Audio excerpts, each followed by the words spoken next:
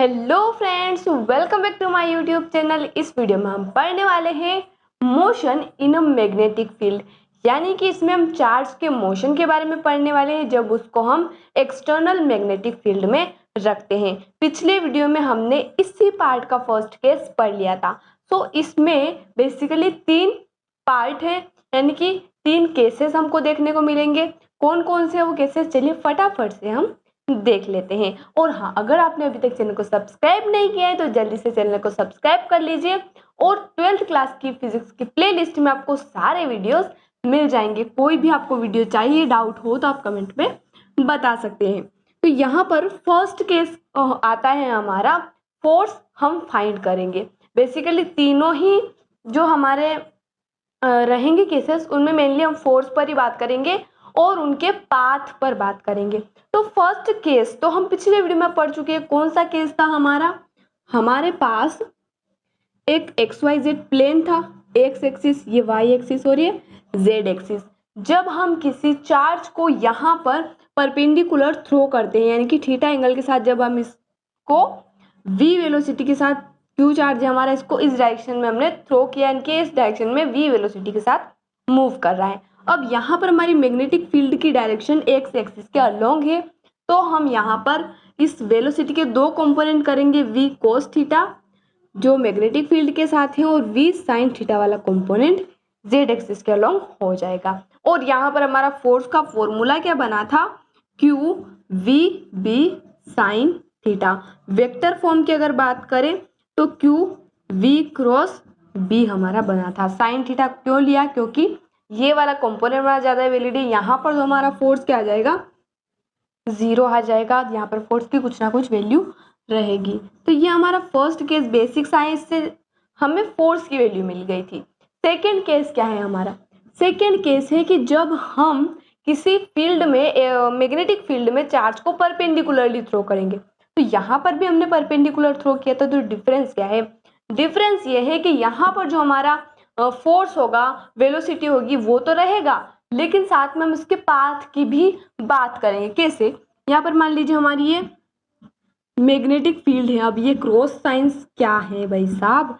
हाँ, 10th class को याद कीजिए थोड़ा। 10th क्लास में पढ़ा था ना, वो चैप्टर था ना, कौन सा था guys? Magnetic effect of electric current ही था ना, शायद।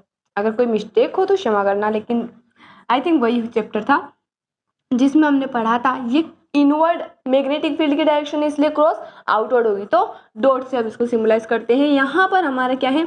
अंदर की तरफ मैग्नेटिक फील्ड जा रही है और हमारा जो चार्ज होगा उसको हम परपेंडिकुलर, यानी कि इस तरह थ्रो करेंगे, तो उनके बीच का एंगल क्या बनेगा? 90 डिग्री बनेगा ना गाइस। हाँ, तो हमारा क्यू चार्ज हम इस डायरेक्शन में थ्रो करेंगे तो वेलोसिटी की डायरेक्शन ये हो जाएगी और हमारा जो फील्ड है वो इनवर्ड है।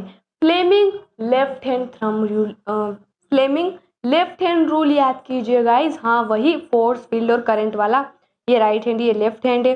तो फोर्स, फील्ड, करंट, यहाँ तक बात क्लियर है। फोर्स हमारा फाइंड करना है हमें, फील्ड इनवर्ड है, करंट की डायरेक्शन हमारी क्या है? उस तरफ है, तो फोर्स हमारा क्या लगेगा? अपर डायरेक्शन में लगेगा। यहाँ पर हमारा फोर्स लगेगा। अब होता क्या है कि जब इस चार्ज पर फोर्स लगता है तो ये क्या करता है? अपर डायरेक्शन में मूव करना स्टार्ट कर देता है। यानी कि मान लीजिए इससे मूव कर रहा है तो इसकी वेलोसिटी इस तरफ हो जाएगी और इसके ही परपेंडिकुलर क्या हो जाएगा? फोर्स की डायरेक्शन हो जाएगी। वापिस से वही केस बनेगा, वापिस इस पर फोर्स लगेगा और ये घूम फिर कर वापिस यहीं आ जाएगा। क्यों आ जाएगा? क्योंकि एक सर्कुलर पाथ में ट्रेवल कर रहा है इसके फोर्स की वजह से। तो आई होप यहाँ तक आपको समझ में आ चुका होगा कि सेकेंड केस इंपॉर्टेंट, यानी कि क्यों हम ये पढ़ रहे हैं, क्योंकि सर्कुलर पाथ में आ चुका है। फोर्स जो इस पर लग रहा है सर्कुलर पाथ में आ चुका है।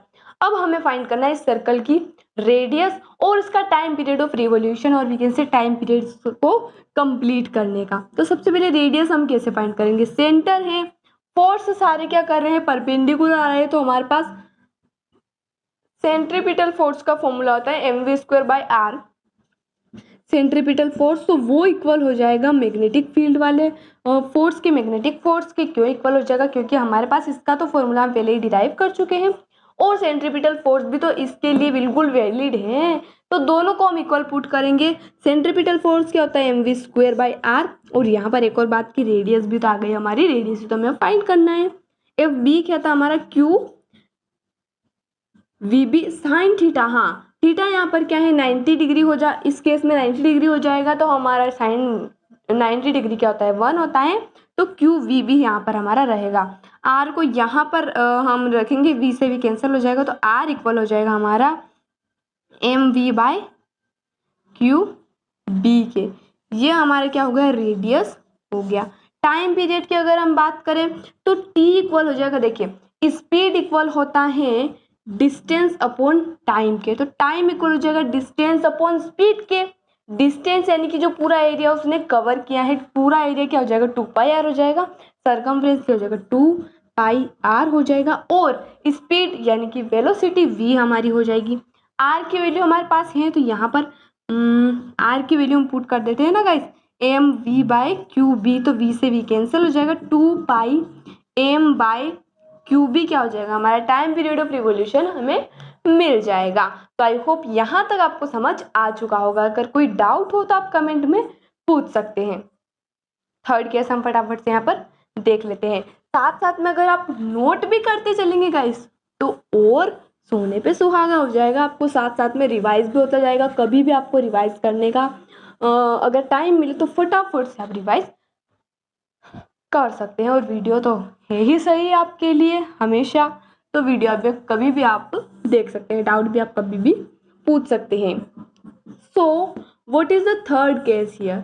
तीसरा केस है हमारा, देखिए पहले हमने 0 डिग्री पर और 180 डिग्री पर तो हम फेंक नहीं सकते, यानी कि चार्ज को मूव नहीं करा सकते, क्योंकि साइन 0 डिग्री और साइन 180 डिग्री तो 0 हो जाएगा, तो हमारा पूरा फोर्स ही 0 हो जाएगा, तो उसका कोई औचित्य ही नहीं है। तो हम 90 डिग्री पर भी हमने फाइंड कर लिया। अब ऐसा एंगल जो ना ही 0 डिग्री, ना 180 डिग्री, ना 90 डिग्री हो, यानी कि ऐसे एंगल पर हम थ्रो करेंगे उस चार्ज को, जैसे कि ये हमारा क्या हो जाएगा x एक्सिस, y एक्सिस और ये z एक्सिस, यहाँ पर हमारी क्या हो जाएगी B, यानी कि इलेक्ट्रिक फील्ड हो जाएगी। अब चार्ज हमारा पहले हमने XZ प्लेन में थ्रो किया था, याद हो आपको, तो पाथ की बात यहाँ पर कर रहे हैं। लेट से इस डायरेक्शन में यानी कि XY प्लेन में हमने v वेलोसिटी से चार्ज को हमारे क्या किया थ्रो किया, यानी कि चार्ज इस डायरेक्शन में v वेलोसिटी के साथ मूव हो रहा है। अब हमारा x वाला कंपोनेंट क्या हो जाएगा, यानी कि मैग्नेटिक फील्ड वाला v cos थीटा हो जाएगा, और ये वाला क्या हो जाएगा v sin थीटा हो जाएगा। v cos थीटा, यहाँ पर तो हमारा फोर्स 0 हो जाएगा, तो कोई मतलब ही नहीं है इसका, तो और sin थीटा वाला कंपोनेंट हमने लिया है, तो यहाँ पर भी सेम केस, हम यहाँ पर भी सेंट्रीपिटल फोर्स क्यों ले रहे हैं, क्योंकि यहाँ पर भी चार्ज पर जो फोर्स लगेगा तो चार्ज इस तरह से, यानी कि जो स्प्रिंग होती है ना उस तरह से आगे जा रही है एक्सिस, तो उस तरह से मूव करेगा, यानी कि एक तरह से सर्कल ही हो गया वो भी। वैसे तो इसको सर्कल नहीं हेलिकल पाथ बोलते हैं, तो हेलिकल पाथ हो जाएगा हमारा ये।